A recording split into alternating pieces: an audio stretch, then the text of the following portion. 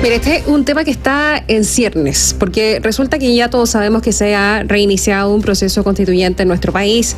Ya se han establecido las fechas. La primera elección popular será la del próximo 7 de mayo para la elección de consejeros constitucionales. Antes de eso hay un proceso de elección, pero que no es popular, de los expertos, ¿no? Que son los que van a redactar el anteproyecto y que son designados por el Congreso. 12 por la Cámara, 12 por el Senado. Pero alguien se preguntó, oye, ¿la elección de consejeros regionales tiene franja electoral? ¿Cómo vamos a saber quiénes son si es que no hay una franja televisiva? Eso quiere decir, más allá de el otro tipo de propaganda.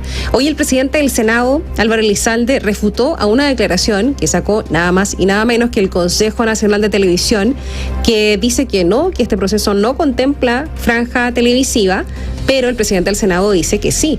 En Renovación Nacional son los primeros en confirmar parte de los nombres, además, para la comisión de expertos, que son los designados en este caso. Bastián Lubetich nos va a contar más. Hola, Bastián, buenas tardes. Sí, hola, Catherine, buenas tardes. Hay un debate instalado respecto de la franja electoral, luego que se diera a conocer por parte del Consejo Nacional de Televisión que no se iba a emitir. ¿Por qué?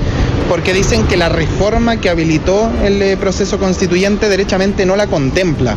A través de un comunicado conocimos que se sostuvo que al ser un órgano autónomo del Estado debe, comillas, regirse por principio de legalidad y consecuentemente no puede atribuirse competencias que no le entregue la ley, como en este caso sería organizar una franja electoral.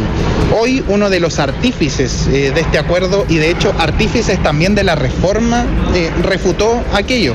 Hablamos de el presidente del Senado, Álvaro Elizalde, que estuvo en todo el diálogo político entre los partidos precisamente para llegar a este acuerdo, y también posteriormente en la tramitación de la reforma cuando se legisló en el Congreso. Y él dice que esta reforma señala expresamente que la elección del Consejo se aplica a las normas de la ley 18.700, que es la ley de votaciones populares y escrutinios, y eso incluye la franja.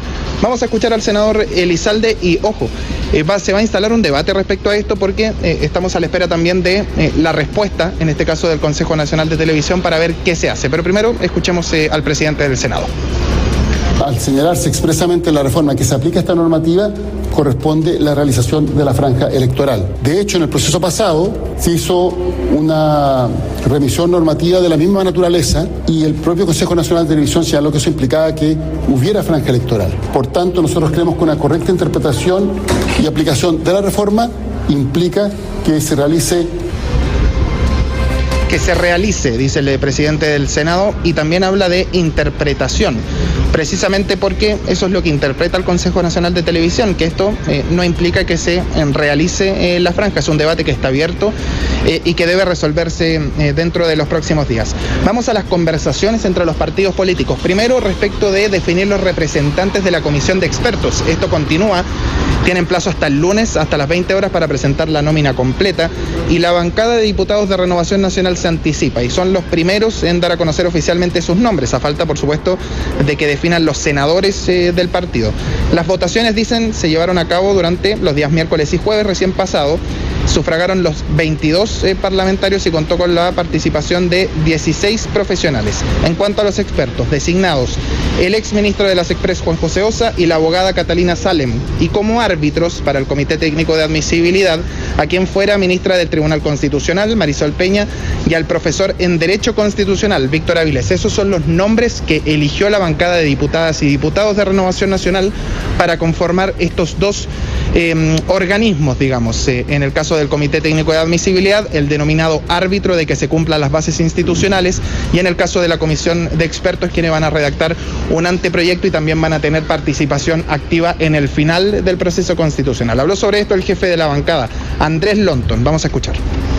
Hemos decidido de manera democrática elegir a estas 4 personas que sin ninguna duda representan la experiencia, las capacidades técnicas, pero también políticas de diálogo para poder llegar a acuerdos y que tengamos por fin una constitución que no sea refundacional, que no sea partisana y que profundice la capacidad de poder ponernos de acuerdo.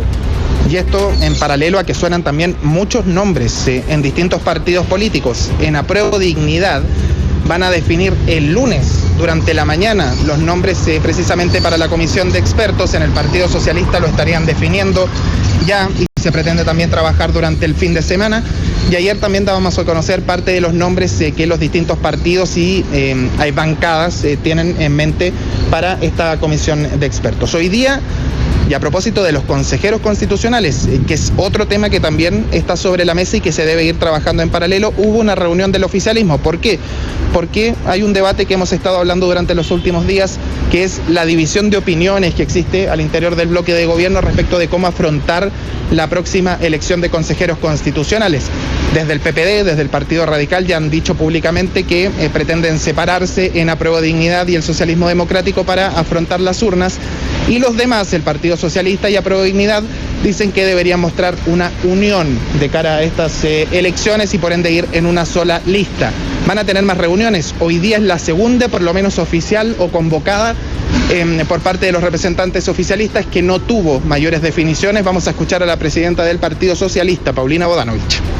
Hemos insistido en que la unidad y el apoyo al gobierno no tienen que ver con una lista única, pero también entendemos que esta es una batalla que hay que darle también un sentido épico como el que tiene. La unidad también hay que construirla y en eso estamos. Vamos a reunirnos próximamente para ya con otros datos y antecedentes para ir tomando las decisiones adecuadas. Bien, hablábamos de la franja electoral, hablábamos de la comisión de expertos, hablábamos de la elección de consejeros. Hay un cuarto tema. El reglamento, muy importante, cómo se va a regir el futuro órgano redactor. Hoy día en la tarde va a sesionar esta comisión bicameral de 9 diputados, 9 senadores, para definir, formular y despachar el reglamento en una sola tarde. Hoy día se espera que se haga eso en la sede del ex Congreso en Santiago, con estos parlamentarios definiendo el reglamento precisamente del futuro órgano caterino.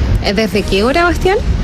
Se espera que desde las 3 de la tarde empiecen a sesionar. Hay algunos que, según hemos conocido, van a estar de forma telemática, otros van a estar activamente también redactando, digamos, y formulando el reglamento, que, ojo, ya viene con una propuesta definida, pero que hay que hacer algunas modificaciones. Y que es una suerte de mixtura, digámoslo así, entre la base que dejó la fallida Convención Constitucional, el reglamento del Senado y el reglamento de la Cámara, ¿no? Justamente. Trabajaron, de hecho, las secretarías de ambas corporaciones.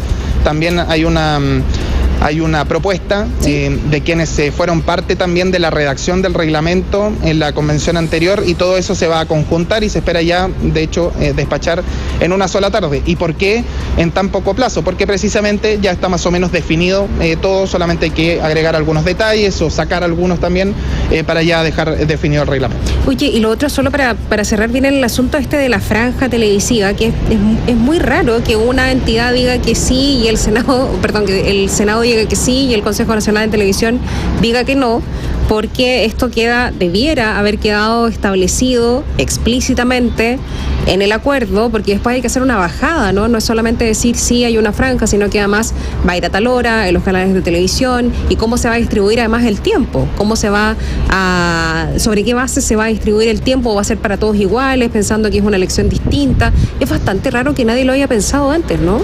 Sí, tal cual, yo no recuerdo algo similar. Respecto a la franja hablo. Sí, claro. No recuerdo algo parecido. Decía el presidente del Senado que se debe a una interpretación quizás fallida del Consejo Nacional de Televisión, que pueda rectificar a todo esto. Este es un comunicado que se da a propósito de cómo ven ellos está redactada la reforma constitucional.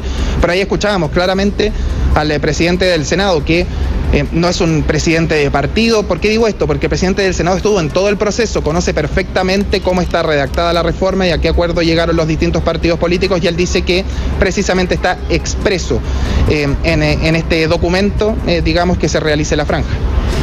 Bueno, veremos qué pasa. Gracias, Bastián. Chao, hasta pronto. Hasta pronto.